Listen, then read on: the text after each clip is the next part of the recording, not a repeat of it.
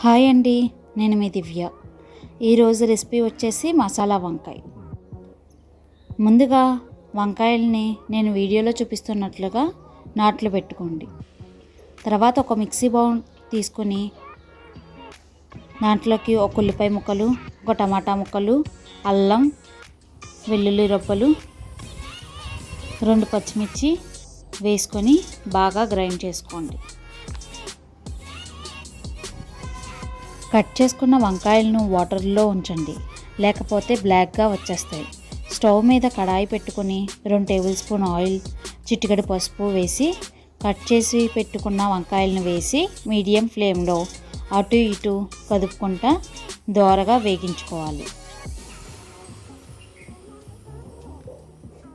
దోరగా వేగాక ఒక ప్లేట్లోకి తీసుకుని పక్కన ఉంచుకోండి.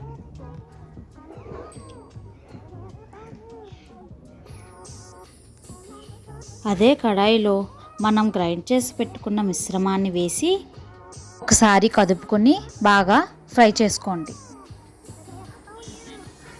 బాగా ఫ్రై అయిన తర్వాత 1/2 టేబుల్ స్పూన్ పసుపు, టేస్ట్కి తగ్గ salt, 1/2 table spoon garam masala, 1/2 table spoon కారం వేసి ఒకసారి బాగా కదుపుకొని దగ్గరికి ఎగరనివ్వండి. మసాలా అనేది దగ్గరికి ఎగిరిన తర్వాత వేగించుకుని పెట్టుకున్న వంకాయలను వేసి ఒకసారి కదుపుకొని 1/2 గ్లాస్ వాటర్ పోసి దగ్గరికి ఉడకనివ్వాలి. బాగా దగ్గరికి ఉడికిపోయిన తర్వాత కొత్తిమీరతో గార్నిష్ చేసుకుని సర్వ్ చేసుకోండి. మా దివ్య ఛానల్ సబ్స్క్రైబ్ చేసుకోండి.